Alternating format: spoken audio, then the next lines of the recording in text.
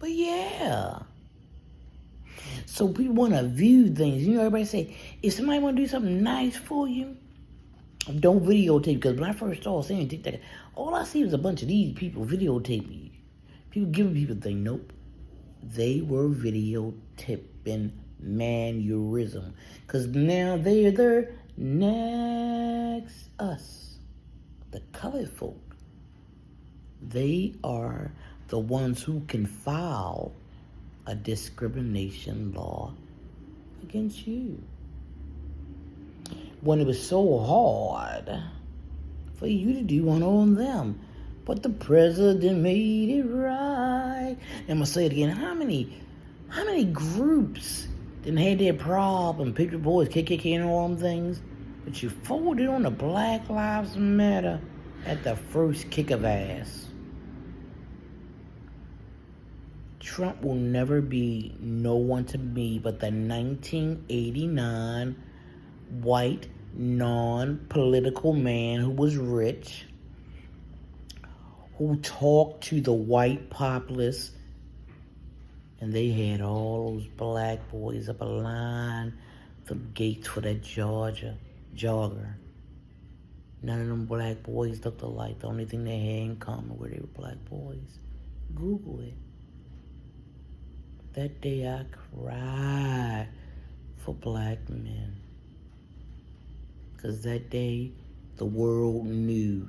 Didn't matter if he was tall, skinny, fat, short, wear glasses, had a high top fade, had a line here, a line here, a part here, a curl here, a straight dagger, whatever you want to call it back in the early 90s, late 80s. It didn't matter. The United States of America was telling you, you ain't nobody but a black boy. Not a black man with dignity. A black boy. And I think about all those companies that had black people up as CEOs or COOs and all them things. Then they downsized and the only jobs that left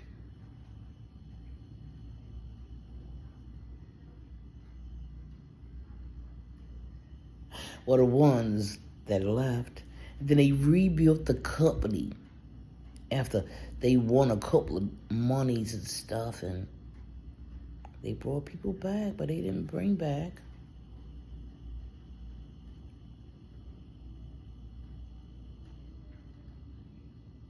now. There's a video floating around TikTok when the farmers said that Trump said that the black people would take over the jobs, that the illegal aliens that ISIS was throwing out the country, they would take the jobs of them picking up their fruit and their vegetables on their plantations. I'm sorry, their farms. I'm so sorry, their farms. And they believed, and they said, we believed them. So it wasn't, I don't think it was coincidence that ISIS hit, 3,000 black women lost their jobs, and farmers are whining about their crops being ruined because ain't nobody to pick it. Okay, I'm gonna let it move on because this one gonna be a little longer because I'm going up on 4. And for all those people who voted for Trump, y'all were the recipients of all that education black people didn't get. Now, I'm not saying it done. I'm saying the educational system failed you. You still hear about schools who don't have books, new books. I'm talking about some of these schools have 20-year-old books and 40-year-old books about history and math and geology and geometry and algebra and just arithmetic. And that's why they don't teach cursive. You know, they don't want to just not give you power. They don't want to teach you nothing. Nothing. Absolutely nothing. And I keep saying to myself, why do black people news have to be national news? Our culture not.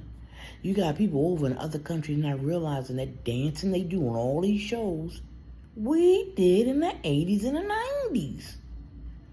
They don't realize all that stuff, the way they dress with the baggy pants, the big pockets, crisscross. And we did those things in the 90s. We don't take credit. We let them in our picnic. We taught them how to flavor chicken. And our culture is gone. And people don't realize that they made us invisible. We don't have a voice. Our men blame us. My mama had me when she was 19. She had my brother when she was 15. She had my sister when she was 17. They tried to get Latrobe. Google it in Baltimore. She said, hell no. They tried to get me Latrobe before I lost my baby and got off of social service. I thought it was required. I didn't know. I couldn't work. I was messed up. It don't matter. Anyway, the point I'm trying to say is, they tried to get my mother Murphy Holmes, the Latrobe and everything. She said, hell no. She ain't take it. She was out of work. We were all poor on rates and stricken, nigga. We were. And we lived at 1124 twice because we had to move because they had to fix our house after that damn guy ran into Dino on that bike and broke our whole front. Went right into the basement. His whole car. They took him out that car and whooped that nigga's ass. I can't remember what year that was, but Dino was young. Anywho. Yeah. I was saying nope. So you can prevail. But when they started weakening our men more, the men turned to us. Because what we going to do? They're giving us food stamps. We got to feed these children. We can't depend on you. Because even though you work, sometimes you don't. You ain't a part of no union. Think about how the 40s, the 50s, and 60s were. And that's how they want to keep it. That's why Jim Crow back, a Winky Dinky, that was something else they putting in them sundown town. There's another thing they put in there. You better look at to tell her to hear a mocking bird.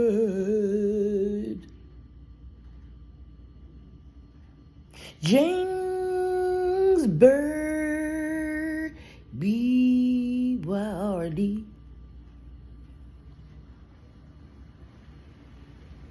All them brothers you've been finding hanging from trees in the last 5 years. 'Cause they treat us exactly how they treat us, feel about us. And we keep blinding an eye to it. So shut up for once. Stop, look, and fucking listen. And don't give that knee to Jesus. Give that knee to Cap. Give that knee to that man. Because I guarantee the KKK had its problems. The Proud Boys had their problems. And how long the KKK been around? You think they ain't misappropriate a couple of funds? Stand with Black Lives Matter. Because they do. And they should start. They should start mattering to you too.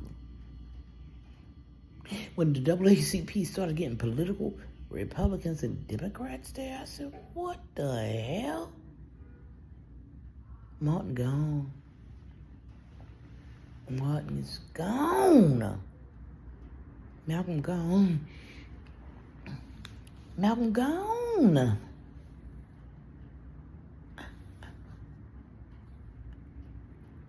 The educational system failed us more than anything.